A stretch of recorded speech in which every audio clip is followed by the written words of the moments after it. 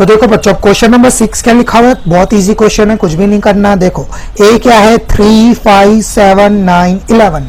फिर मैंने देखा बी क्या है 7, 9, 11, 13, सी 11, 13, 15, डी 15, 17। क्या फाइंड करना है, A intersection B, A intersection B.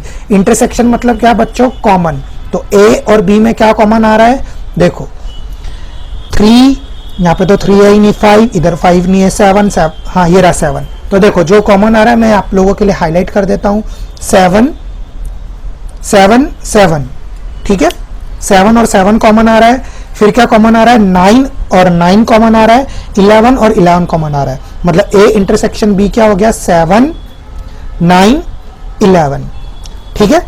तो ये हो गया मेरा ए इंटरसेक्शन बी, 7, 9, 11, यहाँ पे भी 7, 9, 11 और कुछ भी नहीं है कॉमन, ठीक है। तो ए इंटरसेक्शन बी। अब देखो second part, B intersection C. ये रहा मेरा बी और ये रहा सी। बी और सी में क्या कॉमन आ रहा है, देखो 11, 11, 13, 13 और कुछ कॉमन आ रहा है नहीं। तो आंसर क्या आ जाएगा, 11, 13। सही है, एकदम इजी है। अब देखो थर्ड पार्ट, थर्ड क्या लिखा हुआ है, A intersection C intersection D, A intersection C. तो पहले हम इसका आंसर फाइंड करेंगे, फिर उसका इंटरसेक्शन इसके साथ कर देंगे, डी के साथ। तो पहले ए इंटरसेक्शन सी का आंसर देखो, ये रहा मेरा ए और ये रहा सी, ठीक है। अब देखो 3, 5, 7, 9, 11 और यहाँ पे क्या है 11, 13, 15। तो क्या कॉमन आ रहा है, अब देखो 11 और 11 और कुछ कॉमन आ रहा है नहीं, और कुछ भी कॉमन नहीं आ रहा है। तो ए इंटरसेक्शन सी, ए और सी क्या कॉमन आ रहा है, सिर्फ 11 कॉमन आ रहा है। ओके, तो यहां पे मेरा आंसर क्या आ गया, 11। अब मुझे इसका इंटरसेक्शन किसके साथ करना है, डी के साथ। मतलब 11 इंटरसेक्शन डी, डी कितना है मेरा 15, 17। तो देखो इन दोनों में अब कुछ कॉमन आ रहा है क्या बच्चों, इन दोनों में मैंने ध्यान से देखा, यहाँ पे तो कुछ भी कॉमन नहीं आ रहा। जब कुछ भी कॉमन नहीं आ रहा है तो थर्ड का आंसर में क्या लिखूंगा, खाली सेट। और खाली सेट को मैं क्या बोल सकता हूँ, 5। तो थर्ड का आंसर क्या आ गया मेरा, 5। ओके, एम्प्टी सेट, कुछ भी नहीं बचा। ओके, अब देखो फोर्थ पार्ट, फोर्थ पार्ट क्या कह रहा है, A intersection C, A intersection सी। ए और सी में क्या कॉमन आ रहा है, सिर्फ 11, अभी हमने फाइंड किया। तो ए इंटरसेक्शन सी का आंसर क्या आ जाएगा, 11, ठीक है। अच्छे से लिख लेता हूं, 11, ठीक है। आगे बात समझ में। अब देखो फिफ्थ पार्ट, फिफ्थ पार्ट भी काफी इजी है। फिफ्थ पार्ट क्या बोल रहा है, बी इंटरसेक्शन डी। बी और डी के बीच में क्या कॉमन आ रहा है, बी और डी, 7, 9, 11, 13, 15, 17। बी और डी के बीच में क्या कॉमन आ रहा है, बी क्या है मेरा 7, 9, 11, 13 और डी क्या है मेरा 15, 17। बी और डी के बीच में तो कुछ भी कॉमन नहीं आ रहा है। कुछ भी कॉमन नहीं आ रहा है तो मैं क्या लिखूंगा, एम्प्टी सेट, मतलब कुछ भी नहीं, उसको मैं क्या लिख सकता हूँ, 5। तो फिफ्थ का आंसर क्या आ गया मेरा, 5। ओके, अब देखो सिक्स्थ पार्ट, नेक्स्ट पार्ट इसका, A intersection B union C. Okay, A के साथ इंटरसेक्शन है, बी यूनियन सी। तो पहले हम बी यूनियन सी निकाल देंगे, बी यूनियन सी। यूनियन मतलब क्या, सब कुछ। तो देखो बी यूनियन सी, बी का भी सब कुछ, सी का भी सब कुछ। तो पहले बी का कितना है, 7, 9, 11, 13, फिर सी में 11 आ रहा है, 13 नहीं, तो पहले ही आ रहा है, क्या बच रहा है 15। तो मैंने लिख दिया यहाँ पे 15, ठीक है। अब A intersection B union C, A कितना है मेरा 3, 5, 7, 9, 11। तो यहाँ पे लिख दो 3, 5, 7, 9, 11। ये रहा मेरा ए, 3, 5, 7, 9, 11, ठीक है। इसका मुझे इंटरसेक्शन करना है बी यूनियन सी के साथ, 7, 9, 11, 13, 15।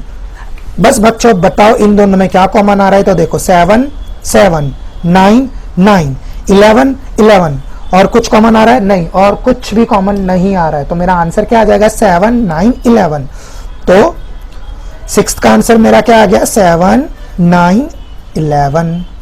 आई बात समझ में, काफी इजी है।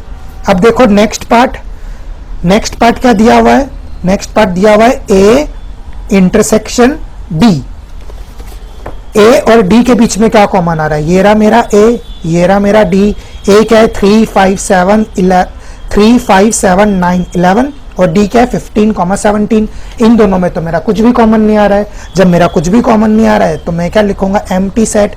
और एम्प्टी सेट को मैं क्या लिख सकता हूँ, एम्प्टी सेट को मैं 5 भी लिख सकता हूँ। तो या तो एम्प्टी सेट लिखो या तो आंसर 5 लिखो, दोनों में से एक भी लिख सकते हो, ठीक है। चलो अब देखो बच्चों, नेक्स्ट पार्ट क्या लिखा हुआ है। नेक्स्ट पार्ट है A intersection B union D.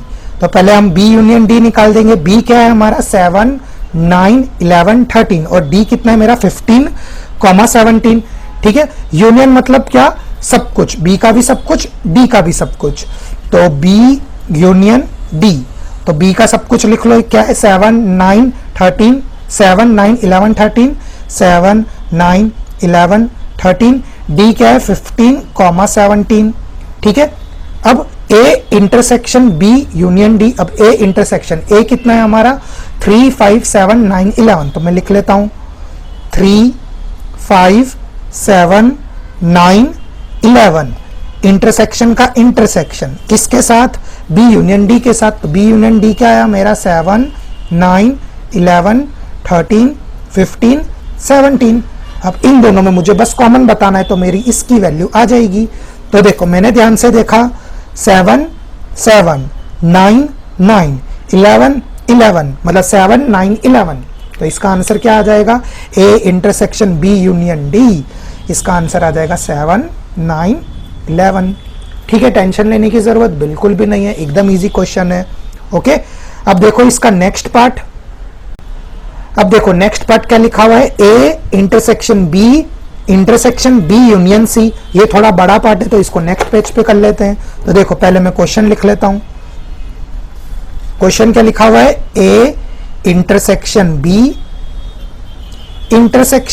B union C, ठीक है। तो पहले ए इंटरसेक्शन बी फाइंड कर लेते हैं। ए क्या है मेरा 3 5 7 9 11 और बी क्या है मेरा 7 9 11 13। तो इन दोनों में क्या कॉमन आ रहा है, ए इंटरसेक्शन बी। ए और बी में कुछ कॉमन आ रहा है क्या, मैंने ध्यान से देखा 7 9 और 11, ये दोनों में कॉमन आ रहा है। देखो दिखाई दे रहा है आपको 7 9 11, ठीक है। तो 7 9 11। फिर बी यूनियन सी की वैल्यू फाइंड कर लेते हैं। बी यूनियन सी, बी 7 9 11 13 और ये 11 13 15, ठीक है। ये रहा देखो यूनियन मतलब क्या, सब कुछ। तो पहले बी का सब कुछ लिख लो 7 9 11 13, फिर सी का सब कुछ लिख लो, 11 आ चुका है, 13 आ चुका है, क्या बच रहा है 15।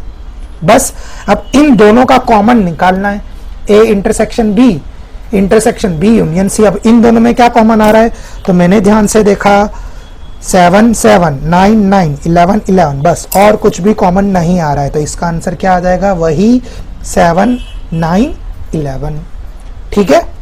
हो गया 9th पार्ट। अब देखो इसका लास्ट पार्ट क्या बोल रहा है, A union D intersection B union C, okay. ये रहा क्या लिखा है, A union D intersection B union C. तो पहले ए यूनियन डी निकाल लेते। यूनियन मतलब क्या, सब कुछ। तो ए का सब कुछ लिख लो 3 5 7 9 11। अब डी का सब कुछ लिख लेंगे 15 और 17, 15 17। फिर बी यूनियन सी, ठीक है। बी यूनियन सी, यूनियन मतलब क्या, सब कुछ। तो बी का सब कुछ लिख लो 7 9 11 13। तो 7 9 11 13। सी क्या है हमारा 11 13 15। तो 11 आ चुका है, 13 भी आ चुका है, तो क्या बच रहा है सिर्फ 15। तो मैंने लिखा है यहाँ पे 15। अब इन दोनों के बीच में इंटरसेक्शन मतलब इन दोनों के बीच में कॉमन। तो मैंने देखा ध्यान से, मुझे एक 7 कॉमन दिखाई दे रहा है, 9 कॉमन दिखाई दे रहा है और फिर से 11 कॉमन दिखाई दे रहा है और 15 कॉमन दिखाई दे रहा है, और कुछ नहीं, और कुछ भी कॉमन नहीं आ रहा है। तो मेरा आंसर क्या आ गया, 7 9 11 15। 7 9 11 15। तो ये आ गया मेरा लास्ट 10th का आंसर, ओके। तो इस तरीके से हमने सॉल्व कर लिया क्वेश्चन नंबर 6। तो चलिए अब स्टार्ट करते हैं क्वेश्चन नंबर 7।